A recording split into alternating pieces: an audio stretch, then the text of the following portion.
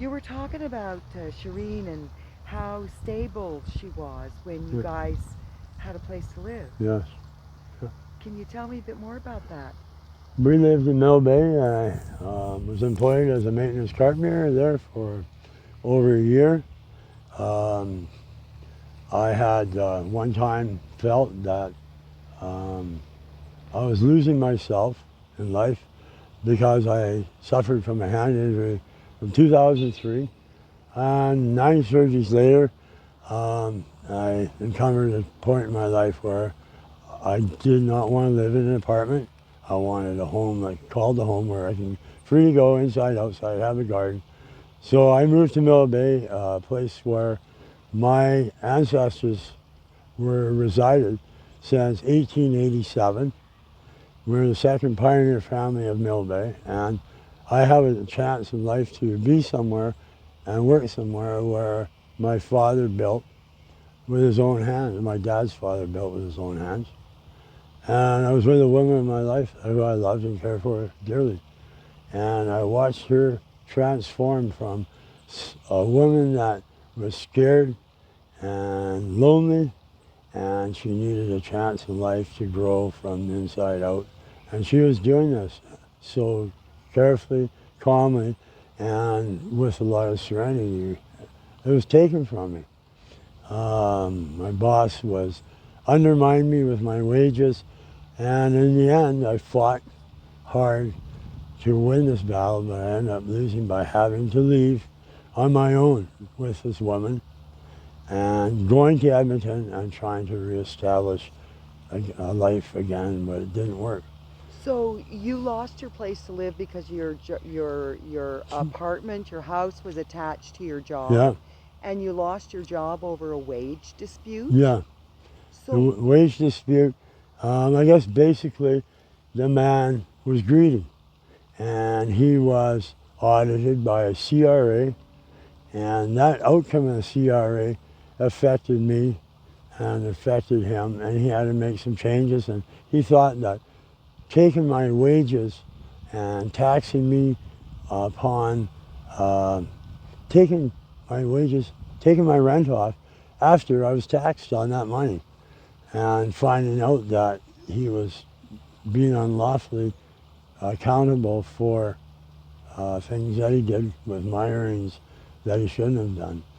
so And you're saying that he taxed you for your income. He took tax off you for your income, and then he deducted your rent off your income. exactly, And you felt that he should have taken the rent off before he took the taxes off. yeah. And I got one payday a month in turn. I should have been receiving 2 paydays a month. I never got paid for 11 holidays that I worked there. And in the end, I got a trifle amount of money that was owed to me because I wasn't willing to wait with the federal government to have him re-audited and go after him for thousands and thousands of dollars, which should have been paid to me. Where So, was this, in Mill Bay? Deer Lodge Motel. And who was the person that you were interacting with there? Uh, his name is Bob Bieberdorf. He is now retired. I believe now he has left the entire business of the motels to his son to run. And I So, hope how long ago, Charlie, how long ago did you lose your job there? August of last year. So then you went to Edmonton and things didn't work out in Edmonton. No. So when did you come back to Victoria? Came back in the beginning of December of last year. And you've been in the park ever since? No, I went to Nanaimo, Yeah. and I felt that since I lived in Nanaimo for many, many years, it would be easier for me to reestablish a new home and possibly get back to work. It was a bad time of the year, yeah, Christmas time. We were in a motel in Nanaimo, my girlfriend and I. We were asked Christmas Day to pack our stuff and get out. Christmas Day. I asked why. I had a sign in my window that I drew by hand saying Happy New Year, Merry Christmas to all, wishing everybody the best of holidays. And I was asked to leave because of this sign, because it was contradictory to laws of people not celebrating Christmas on that day. It I've was been, about, oh goodness, yeah, that was this Christmas past? Christmas past. So they kicked you out January the 1st? No, they kicked me out Christmas Day. And you had to be out by January the 1st? I had to be out Christmas Day. I walked out of that motel into 5 inches of snow, nowhere to go. I had some monies, nowhere to go. I was turned down for a Christmas meal at Salvation Army because we were 5 minutes too late. And from that day forward, it's been pure hell.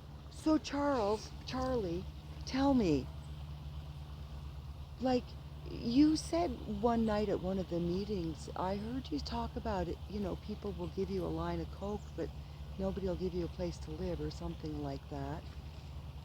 Yeah. Tell me about that. Well, I find that in our society today around me, there's a lot of addiction issues with people, whether it be cigarettes, drugs, sex. Everybody's addicted to something in their life. And myself, per se, I love work. I have an awesome career as a health and safety and environmental officer. I've worked hard in this career. My endeavors in life have given me and flourished me forward in life to be able to stand up as a citizen of Canada and keep working. But this has been taken away from me. As a senior now, I have been in this park without a home. I was on the housing list for over 8 years.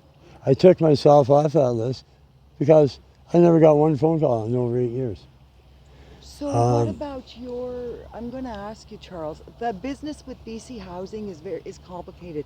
You have to update every 6 months. Yeah. I'm on the BC Housing list, and I have my phone programmed to tell me that I have to call them and update because I forget, So I can really sympathize with you around the BC Housing.